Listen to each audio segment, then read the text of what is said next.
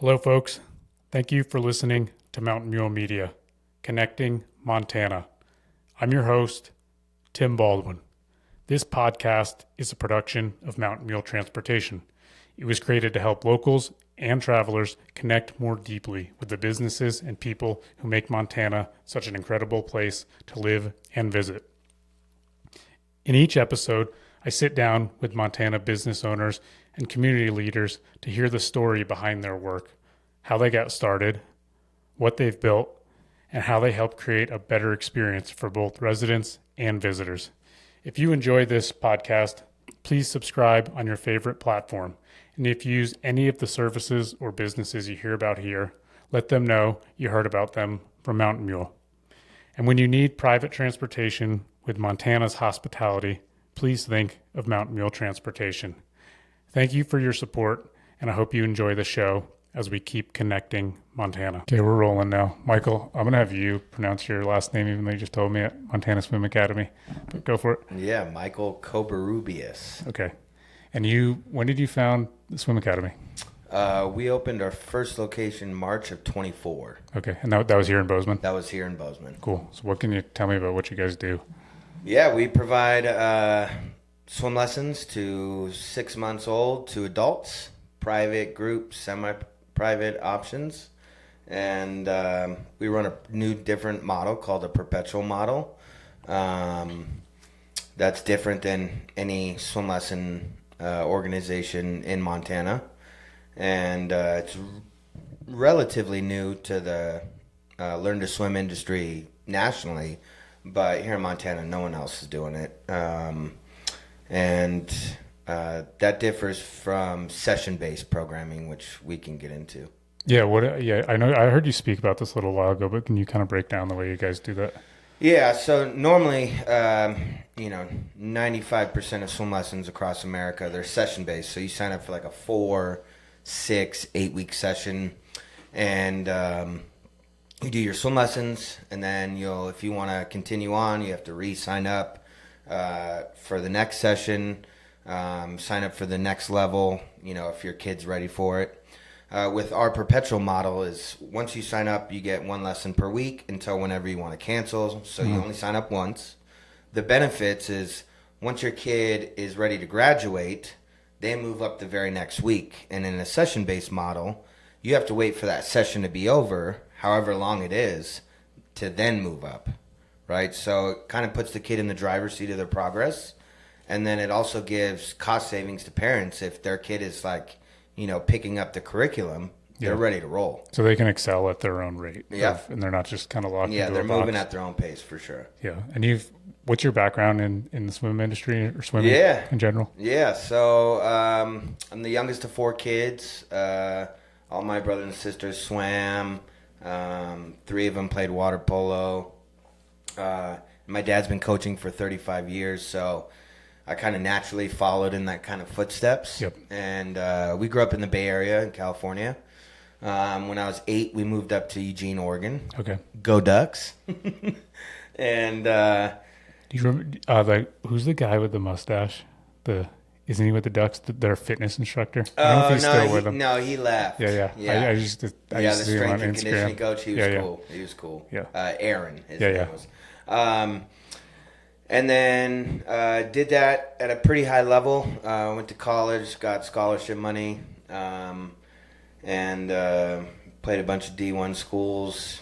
And after college, I didn't really know what I wanted to do. Mm-hmm. And so then I worked at the pool. They're like, go work at a pool. So I worked at the pool, then became like a manager, and started managing aquatic facilities, YMCAs, municipalities, private businesses like private swimming tennis clubs, that sort of thing. And so that's pretty much my background on how I got into aquatics and what I've done with it. And I know you've heard some of the numbers, with people that don't have a swim here in Montana. What's the big hole that you see that you guys are filling? Yeah, so Montana has the highest drowning rate in the continental United States. It's third behind Hawaii and Alaska. Alaska's number 1, which was surprising to me because I thought, states like California or Florida where there's water Yeah. all around, you'd have a higher drowning rate. Well, I think it's, now that I think about it, it's the opposite. People don't have a lot of water around. They have higher drowning rates because people who live there, parents are just like, why do I need so much? They don't even think about it. Yeah. And so nationally, drowning is the leading cause of death for children 0 to 4, and it's the second leading cause of death for 0 to 14. So, it's more than motor vehicle accidents. It's a pretty big problem. Yeah, it's kind of terrifying. And being completely landlocked here, you just don't think about it. Yeah, and it's like 58%, I think, of adults don't know how to swim. And, it's a life skill. Yeah, it's such a necessity. Yeah, that's surprising. I mean, I grew up in the middle of nowhere, but we had a town pool, so we just always swam it as kids. But yeah, you don't think about that. Mm-hmm. Over half that's adults in the U.S. Yeah. Wow, that's very surprising. That's a lot. So you do kids lessons and adult lessons, anyone? Yep, 6 months to adult. And where are you guys training here? Yeah, so in Bozeman, we have 2 locations. We're at the Holiday Inn Express and Suites by Costco. Yep. And then we're also at the MSU Student Wellness Center. Oh, cool. I haven't been there. Is that a nice facility? It's really nice. Yeah. Yeah. I kind of want to come check it out. Yeah, they finally opened it last fall, and it's pretty spectacular. And you guys opened up in a few other cities out here too? Yeah, so we opened our first location in Bozeman in March last year. In June, we opened our Butte location. In September, we opened our Helena location. In November, we opened our second Bozeman location at the Wellness Center. Yep. And then in May, we opened our Billings location. And then in September, we're going to open our 6th in Great Falls. Awesome. It sounds like it's very needed just by the numbers you're giving off. Yeah, there's providers. There's not enough providers, number one. Pool space is pretty limited in Montana. Yeah. Not a lot of pools. And so just with my previous experience, I thought, you know what, let's go to hotels. Places that don't use their pools, and let's pay them for it, and let's utilize it so we can, teach kids how to swim. Yeah, no, that's a great idea. Yeah. Makes complete sense. You guys have an event coming up. What can you tell me about that? That's here, right? Yeah, the event. So this is our second annual Back to School Bash. We're doing it at Bozeman at the Bozeman High School. It's Sunday, August 24th from 2 p.m. to 5 p.m. It's completely free for everyone. There's going to be like a dunk tank, water slide, a bunch of carnival games, snow cones, hot dogs, cotton candy, and it's all free. All the snow cones, all the cotton candy kids can eat. And it's just a way to bring community together. Obviously I run a business to make money to provide a living, but at the same time, I think community is really important. And the more that we can be active in the community, I think, it's not only good for our community, but it also puts out our message about water safety, why you should be in swim lessons. Yeah. Yeah. No, I never thought about it till I heard you speak, and I've got a 4-year-old nephew, 2-year-old nieces, and another one on the way. And you just think about kids, and it's terrifying.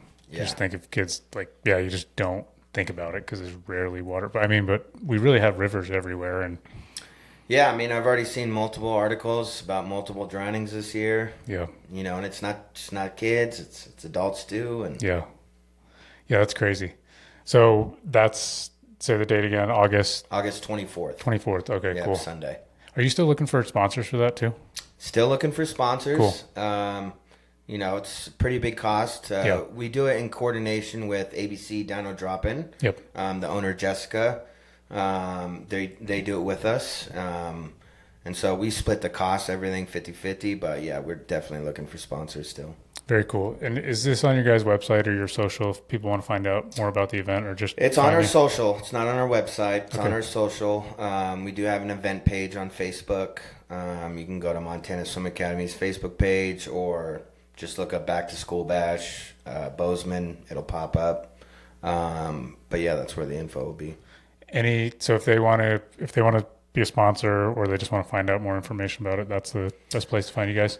Yeah, or you can send an email to Jen Okay. Jen at montanaswimacademy.com. Cool. I can link that in the description. Yeah. Cool. Yeah. Anything else about yourself that people should know, or about swimming, or just any good advice or cool Yeah. information about you? Yeah.